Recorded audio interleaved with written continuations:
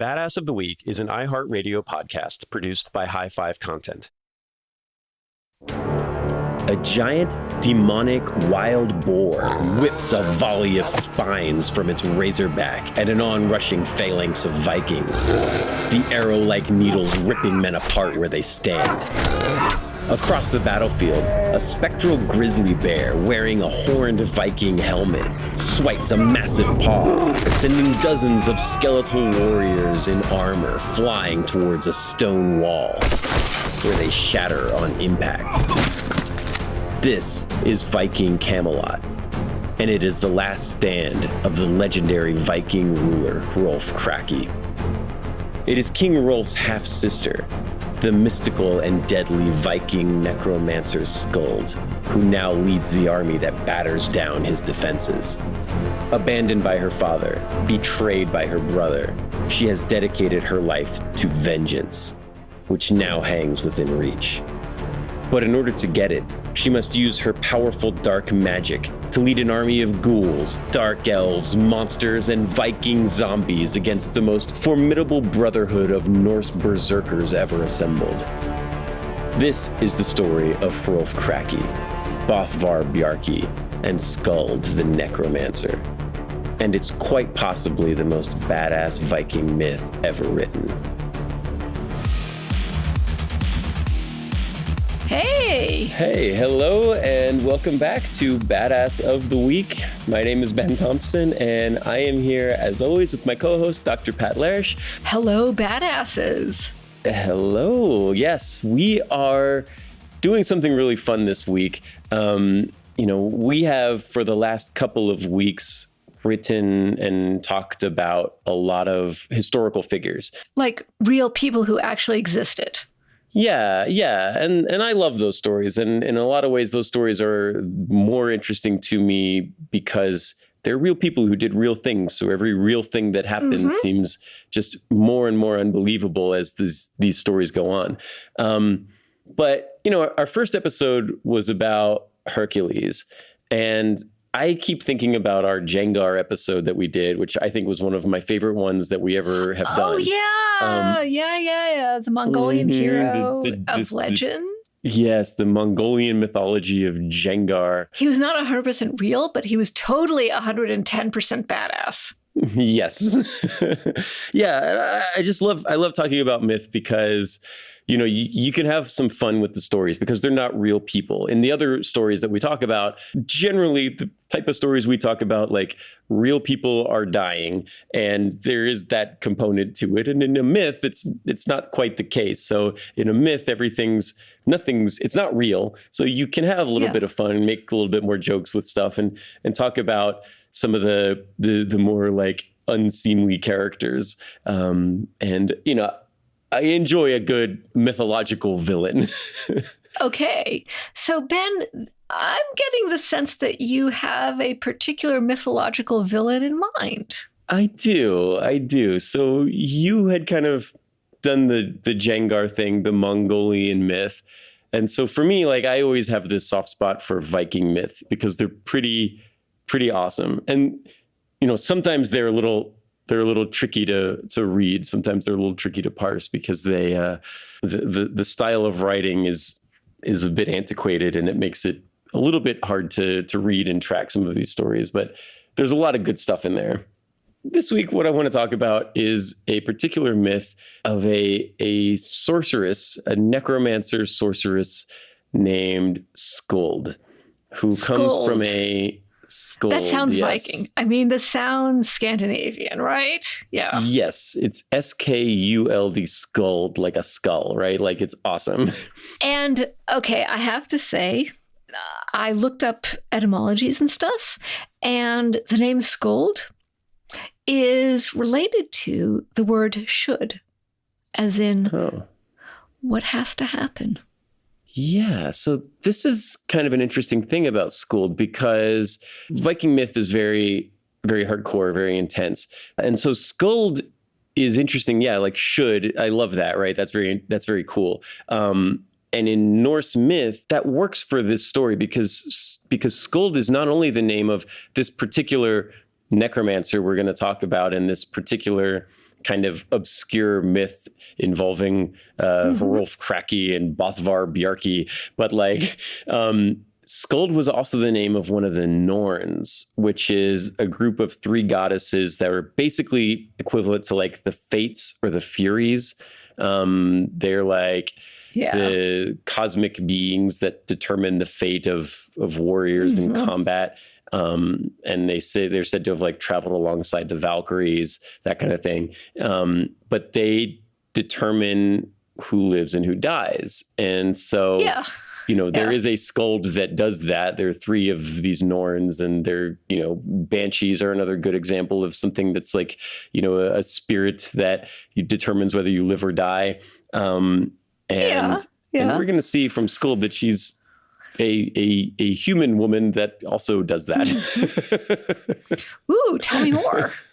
Yes. So we are, we're going to take a quick break here. And when we come back, we are going to talk about a really badass, really obscure Viking hero, or I guess villain. And it's good. And obscure if you're not steeped in Norse mythology, right? I just want to give a shout out to people who geek out about Norse mythology.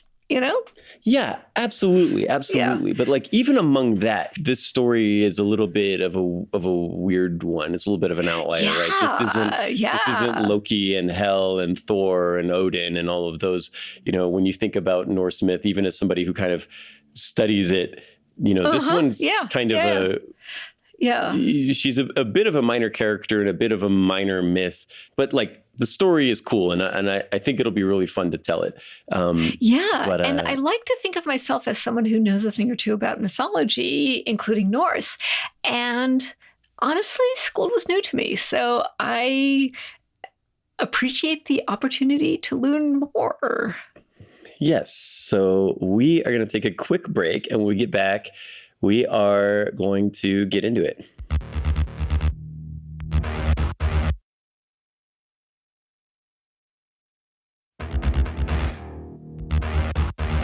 Skuld's story begins with a Danish king named Helgi, and the version that we're using here is from a book called The Saga of Hrolf Kraki. It's the story of a couple of generations of semi-legendary Danish kings. We're talking like Jengar kinds of things here, where maybe there's some reality here, maybe some of these, like a King Arthur kind of thing. Maybe these people lived, maybe they didn't, we don't know, but it probably didn't go down the way that this story indicates. No, but on the other hand, most things probably didn't. If we're talking about several centuries / millennia ago. And let's just lean into the story. Skuld's story begins with a Danish king named Helgi. And one year around Yule time, winter solstice, and Helgi is a pretty powerful king of Denmark. And he's not like the king of Denmark. Denmark is a bunch of smaller little areas at the time, but he's a major king of a major kingdom in Denmark. And he is, he's at home, and there's a knock on his door.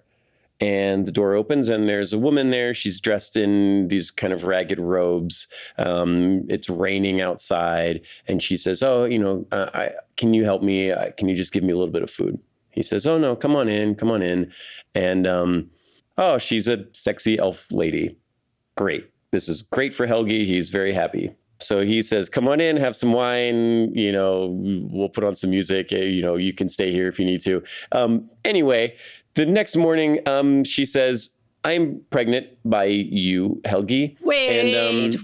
Whoa. Like, we're talking like not even 24 hours, like 12 hours. Like, she's an elf. She's magical. She knows this stuff. So she says, I'm pregnant with your kid. Back behind your longhouse, there's a little boathouse there where you set off your Viking warships to go to war. Come back there in 9 months and pick up your daughter. Wait. She knows the gender? Like, we've had gender reveal party? She knows the gender. She knows the date. She says, in 9 months, you come back to this boathouse, you pick up your daughter. Bye. I got to go. And she leaves. And Helgi is he's a badass Viking warrior. He travels around, he plunders, he pillages. He's not the kind of guy that like is going to come back in 9 months to pick up the daughter. He just completely forgets about all this. Helgi's not a good guy. He's a Viking. He's a murderer, right? he's not a good person. Here's the moral of that story is that if you got a kid that you're supposed to pick up from a boathouse in 9 months, you better show up, because he doesn't show up. And then more months pass. And after about 3 years, 3 years, one day he gets a knock on his door. So 3 years, that's like, okay, wait, checks nose, does math, 36 months. Okay, that's like yes. 4 times 9 months. Okay. Yeah. So at 3 years, he gets a knock on his door. And it's a group of elves, and they have a 3-year-old girl with them. And they say, here you go. This is your daughter. And now, because you didn't pick her up, we are going to put a curse on you. And that's what they do. I don't know where the mom's at. I don't know what the deal is, but they show up and they drop this girl off. Her name is Skuld. Skuld. Yes. And she is going to be the hero of our story. You should have picked her up when you had the chance. Her up. Yes. Yeah. So Skuld is 3 years old, and she starts growing up with Helgi in the court of Helgi, and she doesn't get the attention that, she gets shoved off to the side. And she decides she is half elf, half Viking. She's pretty badass. She is going to start learning the dark arts. She wants to be able to kill people with her mind and catch their heads on fire. And she is going to study all the evil dark magic that you're not allowed to study, because she has elf powers. She has magic powers. So she wants to learn to have powerful magical energy. So Helgi, the curse doesn't work out that well for Helgi. He accidentally marries his own daughter, and then has a son with her named Rolf Kraki. That's okay. That's just awkward. And I guess I should just intervene and say we're in the realm of myth and legend, and this is extremely common. Yes. Yeah. Family trees are, as Tani said, or as our guest said a few episodes ago, sometimes these family trees are more like family brambles or family wreaths, Yeah. It looks like a diagram of a parallel circuit. Yeah, it's hard, right? So Helgi accidentally marries his own daughter, has a kid with her named Rolf Kraki, and then he dies in a fire. Named what? Rolf Kraki. So HROLF. So Rolf. Okay. Rolf Kraki. Rolf Kraki. Kraki. Rolf Kraki. That's awesome. Yeah. And then Helgi dies in a fire, which is just how Viking sagas go. Okay. So moving on. Yeah. And so Rolf Kraki becomes the king, and Skuld is still his sister. She's still a princess, right?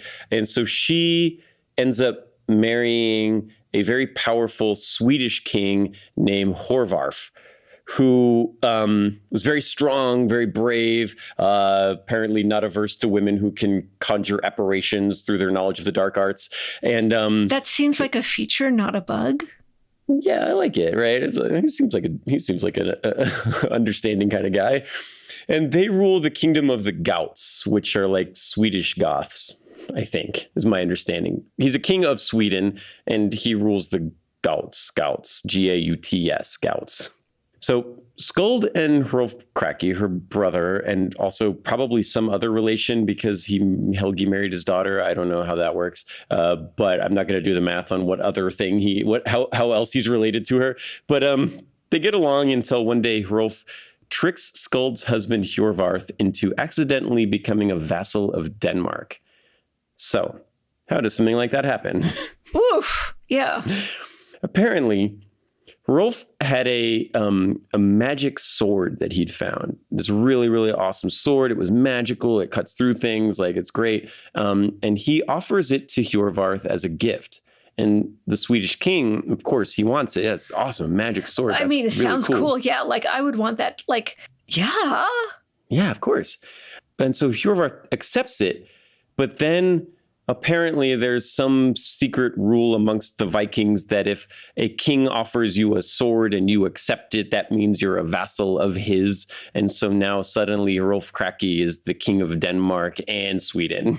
Hjorvarth is like now bound by some stupid sense of honor to like accept this as fact. And okay, yes, now I must declare my fealty to you and pay you a yearly tribute. And you have now conquered Sweden through trickery. And even though you were completely devious in your actions, I, as an honorable Viking king, must adhere to my honor and be the king. Okay. So, yep. What do we know about Skuld so far? What do we know about her? Yeah. She is a master of the dark arts and has been looking for kind of revenge on her father who mistreated her and ignored her whole life. That father, Helgi, his son, Rolf Kraki, is now the king of Denmark and also the lord of her husband. She has kind of like made her way. She's learned magical powers. She found this good king to marry, and she rules this kingdom with him, has separated herself from the world of Helgi and Rolf Kraki, and has made her own fiefdom. And then Rolf Kraki shows up and subjugates her again. And so how do you think that's going to go with someone like Skuld? Ooh. Would she like place a curse or a blessing or a spell or a something? I don't know. She goes to her husband, Hjorvarth, and she tells him, this is freaking stupid. Tell him you're not going to pay the tribute and that this is lame and that you got tricked and this is dumb. What are you doing? Why are you accepting this, you idiot? Okay, yeah. Okay, so she's making a financial argument. Yeah, she says, okay, don't, yeah. What do you get rid of your stupid sense of honor and this guy tricked you and like, Tell this guy to go to hell and don't pay him. What are you doing? Yeah. Okay. Yeah. Hjorvarth, of course, is not open to listening to this. He says, no, I must adhere to my, I don't know. It's a Viking honor thing. Rolf Kraki, for his part, he goes on to be really famous and super powerful. He plunders and conquers and amasses this huge treasure hoard. He recruits all of the greatest warriors of Norway and Sweden and Denmark to come join him. He has this court of 12 berserkers, which kind of is Arthurian, if you think about it. These berserkers, they are like the greatest warriors ever. Should we intervene and just say, like, with berserkers, like berserk in like English, the way people use it conversationally today, it's just like, all over the place, chaotic, whatever. But for these warriors, it was this state of mind that you got into that allowed you to like badass all over the place. Yeah. Yeah, they would kill animals, either wolves or bears, usually. Kill some kind of like wild predator with a hand-to-hand weapon, right? So like fight a bear with an axe and they'd kill it and they'd skin it and they'd fight a wear bear the with skin. An axe. That's real hunting, right? From the point of view of the human, that's pretty badass. Well, the idea is that these berserkers are more badass than the bears, right? So they skin the bear and they wear the skin of the bear as a coat. You've seen this kind of thing with Viking stuff where they have the wolf head on their as like the hat or whatever. Yeah. And like you like absorb the energy or like inhabit the energy. Yeah. A berserker just means bear skin. They would the guys who wore bear skins. Oh, okay, yes, those like were berserkers. That's where Zerk. the etymology of that word. And these guys would stay up late the night before a big battle, and they would like chant music and they'd drink some concoction that involved mushrooms of some variety, and they'd stay up all night and get super hyper, and they'd like just charge like frothing at the mouth into battle the next day and fight everything. And there's stories of like the battle was over, but there were berserkers that were still just like chopping down trees because they were so like hyped up to fight that like they couldn't turn it off. They would just chop down trees after the battle because there was nobody left to kill. Like, this is the style of guy that Rolf Kraki enjoys, like recruiting to his side, because like you said, you want bears to be your friends. And these guys are tougher than bears. Yeah. There's what is it? It's not the is it the transitive property or the commutative property? Or like bears are badass. We are badder ass than bears, therefore we are even more badass. Yes. Yeah, exactly. Yeah. And so Rolf gets his gets this huge empire, basically. He's one of the greatest heroes ever. He's been accumulating all this wealth, and Skuld still has to pay him taxes and tribute every year. And she says, okay, look, she goes to her brother. I mean, death and taxes. Yeah. Yeah. Well, she doesn't think she should have to pay that. She used to be a queen, and now she's a vassal, right? So she goes to her half brother and she says, hey, can I just get a 3-year break on the tribute? But at the end of the 3 years, she's going to pay all 3 years at once. She's like, give me a slack for a minute. I'll just pay all 3 years at once at the end of it. Rolf says, okay, fine. That works for me. Cool. But by this point in the story, Rolf he used to be like kind of this great hero. He's well known. Like the saga of Rolf Kraki covers the entire life of Rolf, and Skuld is kind of the Morgana or the Mordred of this King Arthur story.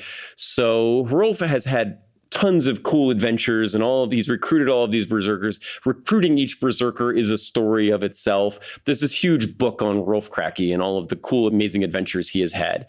But the last chapter, yes, he's this awesome, badass, like Danish king, Viking warrior. He's cool, but he's very traditionally Viking warrior cool, which is not quite as, doesn't stand out quite the way that Skuld's story does. And so Hrolf has had this amazing career, but he's past his prime. And towards the end of his career, he starts to become kind of a jerk. His guys, they get kind of arrogant and pretentious and lazy. Instead of questing, they're either eating slovenly in their longhouses, they're throwing chicken bones at their servants, they're drinking too much, they're disrespecting the gods. It's not cool to throw chicken bones at the servants, even in Viking mythology.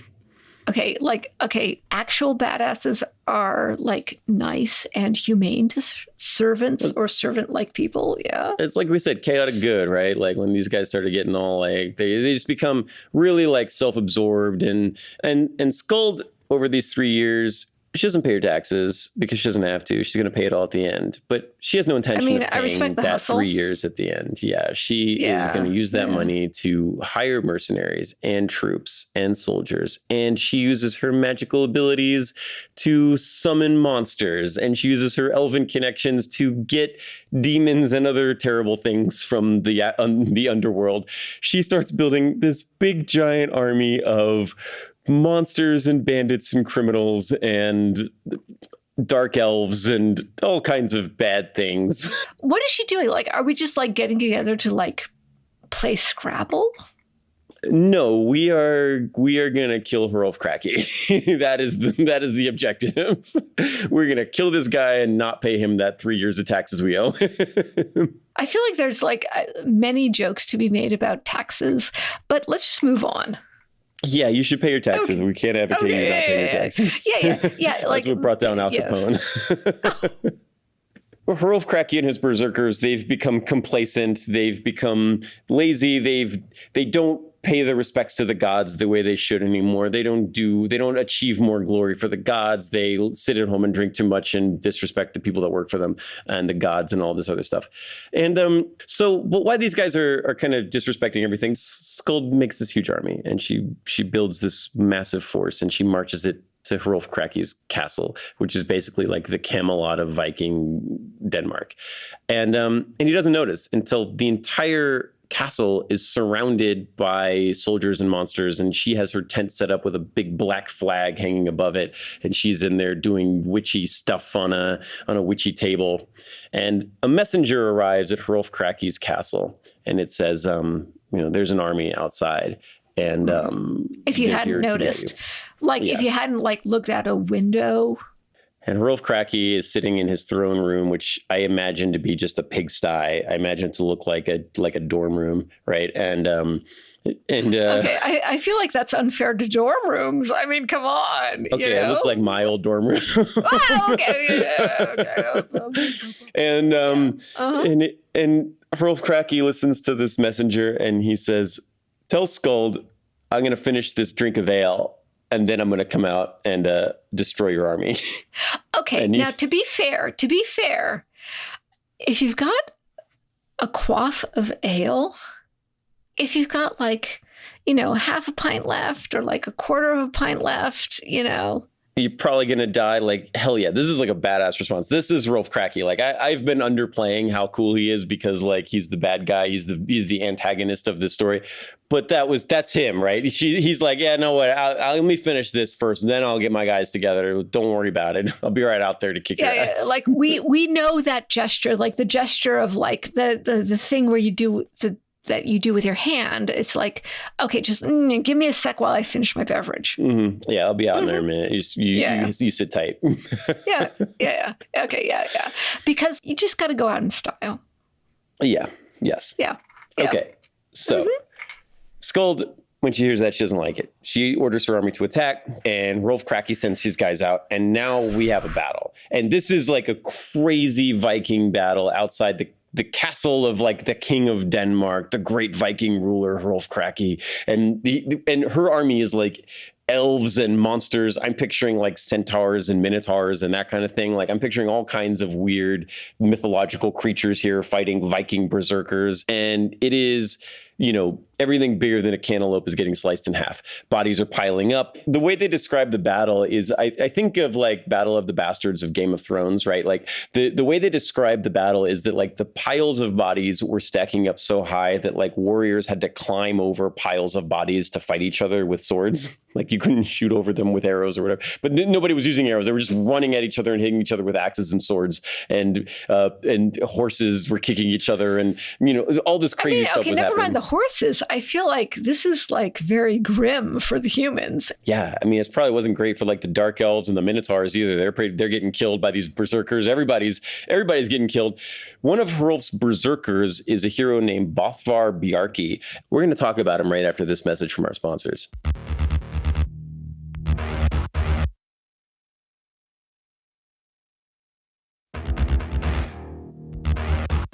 So Bothvar Bjarki, he's a berserker, but he's not just a regular berserker. We talked earlier about how the berserkers would skin bears and wear their hides. Well, Bothvar, he doesn't need to wear bear hide because he can go into a sleep-like trance and summon a spiritual bear. His father had some kind of curse where he would turn into a bear during the day and back into a human at night. Bothvar inherited some part of that, and this is how it manifests. I generally like to think that Bothvar actually turned into the bear. So, okay, you say curse, like, okay, like it was like a werebear. Bug feature, Yeah. Whenever he goes into berserk mode, whenever he blood rages, he turns into a bear. Tuesday at 10:30 a.m., I feel like turning into a bear. Bing! Yeah, that's leg day. So he summons the spiritual bear from within Rolf's castle. So his body is safe while he's in this trance, and his spiritual bear goes out and just starts wrecking shop. He's tearing things up. He's destroying Skuld's army. He can't be hurt. It's a ghost spirit. Skuld can't control it because it's not the type of spirit that a necromancer is involved with. He starts biting horses in half. I picture in my mind, whenever I think about this story, I imagine that the spiritual bear, it's still wearing like a horned Viking helmet. That's how I picture this bear. And the hat has horns. Yes. Actual Vikings didn't have horned helmets. People who like Viking stuff will always tell you that that was invented in like the 18th century for the operas or whatever. But yeah, the hashtag, I know that, but that's how I picture this bear. Anyway. Okay. Yeah, but but the thing is, like, we're like now in the imaginative universe of imagining a bear with a hat. Yes. None of this is real.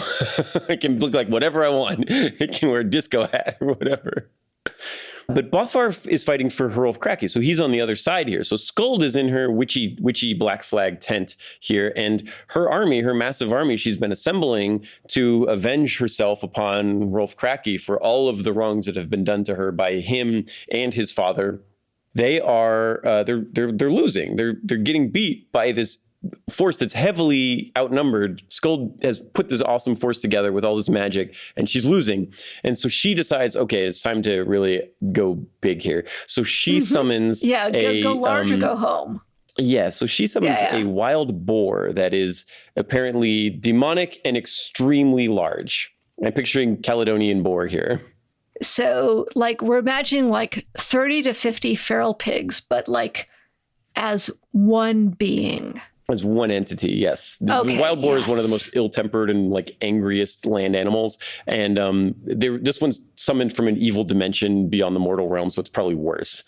Is it necessarily evil or just like cranky? I think it's probably actually evil. Okay. I'm on team just like cranky, but like that's because I'm always cranky. So yeah. So this thing's flinging people around with its tusks, and apparently it can shoot. It's got a tough hide that's impervious to swords, and it can shoot arrow-like quills out of its back. So it's like a porcupine, but a pig. So it's like like a razorback. You know, they have they got the hair back there. It shoots quills, and those quills can rip a person in half if it hits. Okay, yeah. Mm-hmm. Okay. So, and you can't hurt it with bows or swords.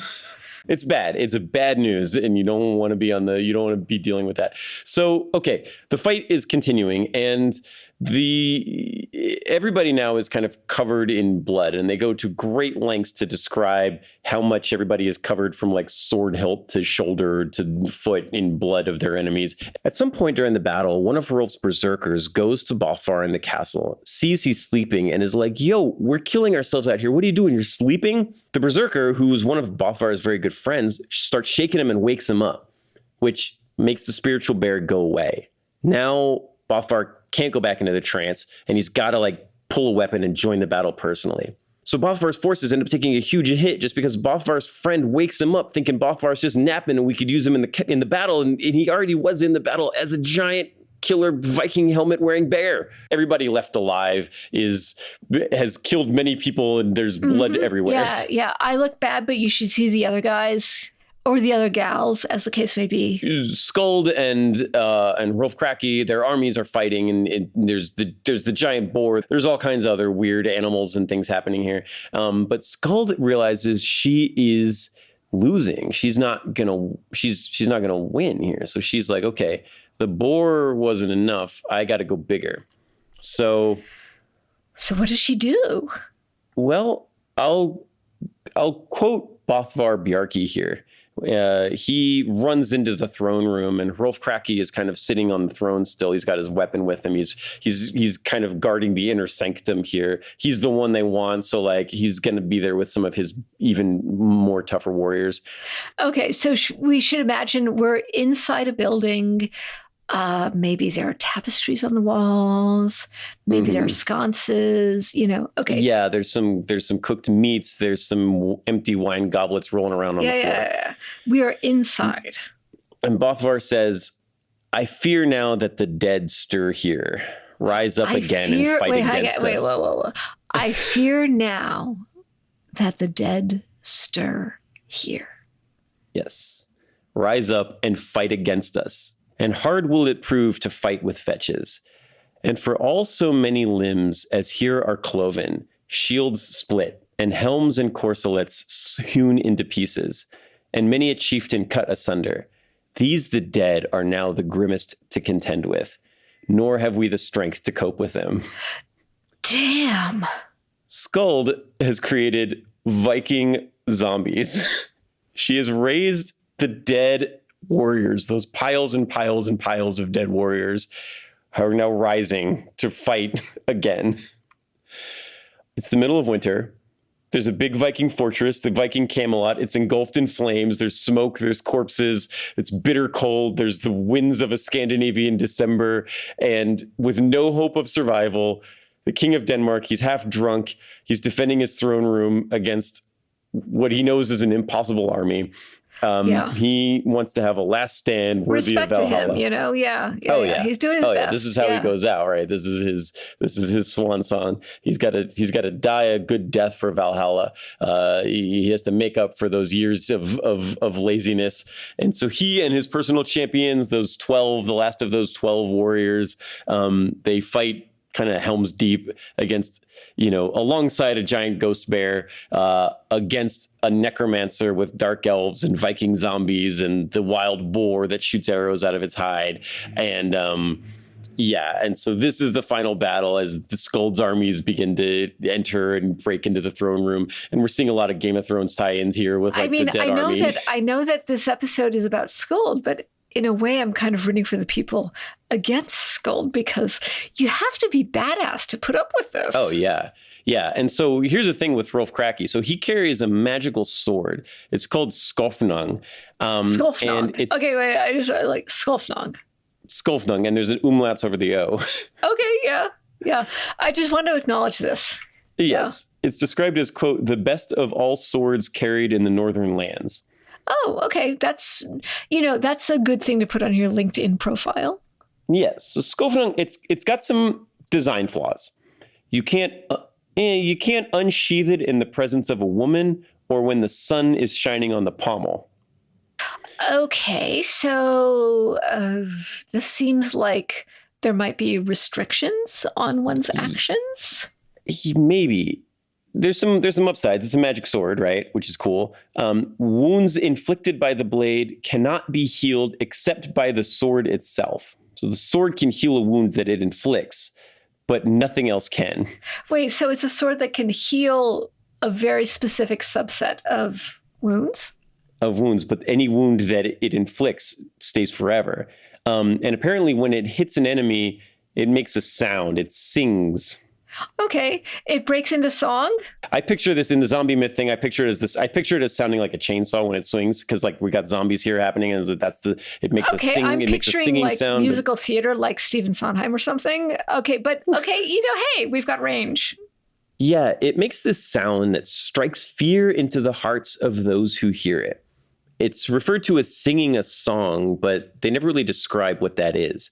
I'm going to strike fear into your spirit. Yes. And so he's got this scope. I picture it sounding like a chainsaw. That's the only sound I can hear is like those chainsaw swords from Warhammer. But that's what I'm picturing. But, Skuld is raising the dead, and she's going to get her revenge. And for every guy that Hrolf and his warriors cut down, another walking corpse enters to take its place. Bothvar even gets into single combat. Bothvar Bjarki, the bear guy, he gets into a fight with the Swedish king, Hjorvarth, the husband of Skuld. They have a showdown in the throne room. And that's complicated. Yes. Bothvar cuts off both of Hjorvarth's arms, one of his legs, and then cuts him in half through the torso. He cuts off both of his arms. Then a leg. It's like the Black Knight from the Monty Python and the Holy Grail. Wait, okay, so he's got literally one leg to stand on. And then he gets cut in half. Okay, I was going to say 0 limbs to like swing a sword or other weapon with. No, and then he gets dies. cut in half. He dies. Okay, R.I.P. Well, maybe not R.I.P. because Skuld brings him back. Oh, okay, because like fighting. she's all like magic-y, elfy, like okay. No, she just raises him as like an undead corpse, like a zombie, to like keep fighting. And this is demoralizing for Bothvar and his friends. Skuld is and her army are stomping. They're like, Hrolf is fighting as hard as he can, and he's gonna lose, but he's battling very heroically. This is very Ragnarok, right? He's fighting this losing battle that he's doing his best. He's got to do it for his honor. And Skuld enters, and she's using magic against the heroes, and she had been kind of unwanted and pushed to the side and disrespected, and now she has returned into the throne room, and she destroys the greatest warriors in the land. And maybe they should have just given her a break on her taxes, right? Maybe they should have just not tricked her into becoming a vassal. Maybe Helgi should have shown up to pick up his daughter 9 months after he had her. Yeah, okay. I mean, like, I'm a big fan of like childcare. This is the should. This is the Norns. This is the Fates. This is you shoulda. Like, there's a lot of mistakes happened along the way to Skuld leading an undead army of zombie Vikings into your throne room with a giant wild boar and killing you and all of your friends. But that's what happens. Rolf Kraki dies. Bothvar Bjarki dies, and Skuld becomes the new queen of Denmark and Sweden. Okay, so she becomes the queen of Denmark and Sweden. Or these particular kingdoms of Denmark and Sweden. But yes. Oh, okay. Yeah. But sounds like that's like a non-trivial amount of territory and, you know, people, and like maybe there's some influence here, some power here. Also, maybe some responsibility, maybe some paperwork involved. I mean, I don't know, but yeah, okay. So, so she needs to update her LinkedIn profile. Yes, she's now the queen of everything. So she rules for a while, but and I love the story of her kind of, it's the Mordred story in King Arthur where like just nobody wanted you, nobody respected you. Morgana's like this. And then they just kind of eventually get their revenge once like the great king starts to kind of lose his way. Like, I enjoy this type of story. She rules for a while, but she eventually, and this is a very Viking end to the story because she ends up getting overthrown as well because all Viking stories end with everybody being dead. So she is defeated. Remember Bothvar Bjarki, the Viking who turns into a bear? Oh, yeah, that guy. So he's got a brother. His brother's name is Elgfrothi. And Elgfrothi decides he's going to avenge his brother. Bothvar and Elgfrothi, their dad had that curse where he turned into a bear at night. Bothvar could do that at will, but Elgfrothi got a little bit of a different thing happening for him. He has the upper body of a man and the lower body of an elk. So, okay. So, yeah, I just want to like make sure I've got this image. So he's like a centaur. Yeah, he's half elk, half frothy. Okay. So he's got the torso of a human. Yes. And then like, okay, he's got an elk. Except the thing about elks is that part of what makes elks cool is they have these amazing antlers. And I know. If he's a human, okay, I picture him with the antlers. Okay, yeah, okay. So I picture elk antlers on a human upper body. Okay, thank you. Yes. Okay, yeah. Okay, so I realize that this may not actually be, like historically or culturally accurate, but like we feel like it. We're going to imagine him with antlers. Yes. Okay. None of this is canon, but I do. He has the upper body of a man and the lower body of an elk, but like he must have antlers. I imagine he must.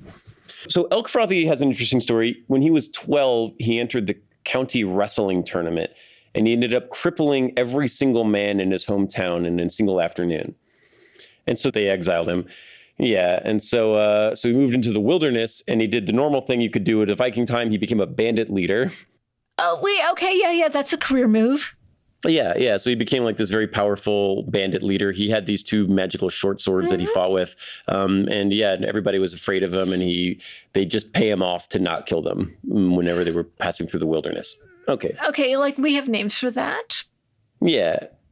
He's kind of a bad guy. And he was also like the other brother, right? Bothvar Bjarki was the greatest. He's the Sir Lancelot in this King Arthur story, right? He's the most famous knight in the realm. And but when he gets killed, Elgfrothi, he's got to avenge his brother, right? He can't let this hang. And so he finds Hrolf's mother/sister and we say mother/sister because this is myth/legend, and right, because Helgi accidentally married his own daughter. Yeah. So whoops. So Elgfrothi goes to Hrolf's mom and says, "Hey, I want to get revenge on Skuld." And she's like, "Yes, I'm in." Cool. Let me sneak you into the castle because I know a secret passage that Skuld doesn't know about. Yeah. And they go in and they capture her before she can use her magic. And the myth says that they, quote, together they killed her with divers torments. But they spell it in the myth, like, I don't know if this is a translation thing or the myth I was reading was a kind of an old one. They spell it divers torments, which I originally read as divers torments. Oh, like divers, like people who go down into the water. Yeah, with like scuba nautical gear. torture, like waterboarding, I guess. I don't know what that would be. But like, yeah, no, like nautical torture. Yeah, I don't know. I mean, hey, anything could happen, but I suspect it's actually just like a spelling for like diverse, like various or differentiated or a mishmash. Yeah. They like, get her. That's the end of the story. Is that Elgfrothi and Hrolf Kraki's mom eventually avenge Hrolf and Bothvar by defeating Skuld and killing her.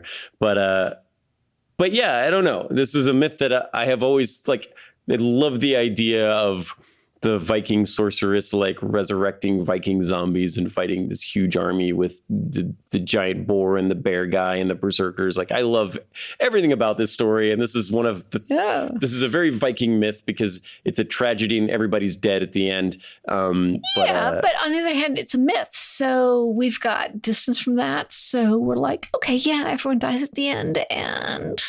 But in the mythology of the Vikings, like, that's how the world works, right? That's life. Everybody dies, and life is misery. I mean, life is misery. I mean, okay, so hey, hey, badasses who are listening to this podcast. I mean, yeah, life is misery, and you know what? You can handle it somehow. It could definitely be worse. You could be killed with diving torments, right? It could be worse. And, you could be fighting zombies. You could be fighting zombies. Yeah, okay, yeah. And, you could be that poor dude who like was just trying to like be the honorable right guy and then like got his arms and legs chopped off and got cut in half. Okay, yeah,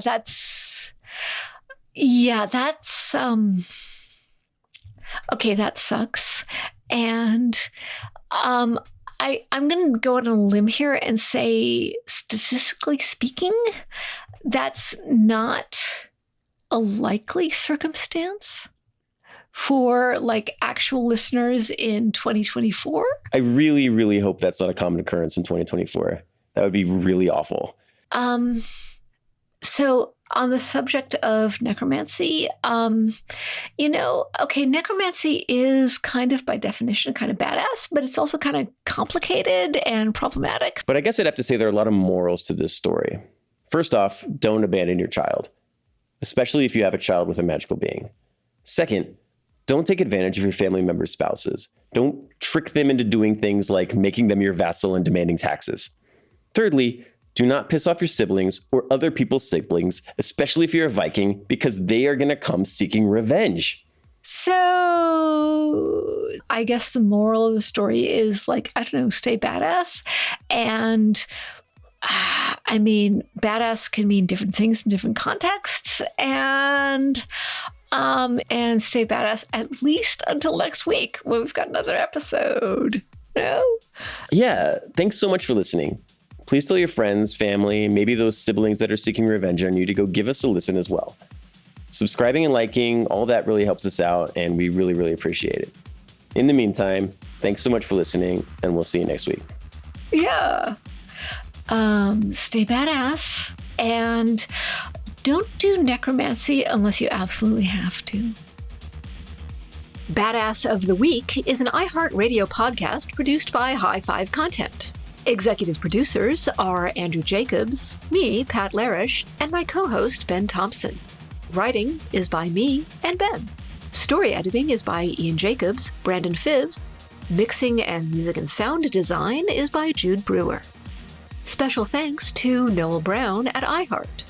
Badass of the Week is based on the website badassoftheweek.com, where you can read all sorts of stories about other badasses. If you want to reach out with questions, ideas, you can email us at badasspodcast@badassoftheweek.com. If you like the podcast, subscribe, follow, listen, and tell your friends and your enemies if you want, as we'll be back next week with another one. For more podcasts from iHeartRadio, visit the iHeartRadio app, Apple Podcasts, or wherever you get your podcasts.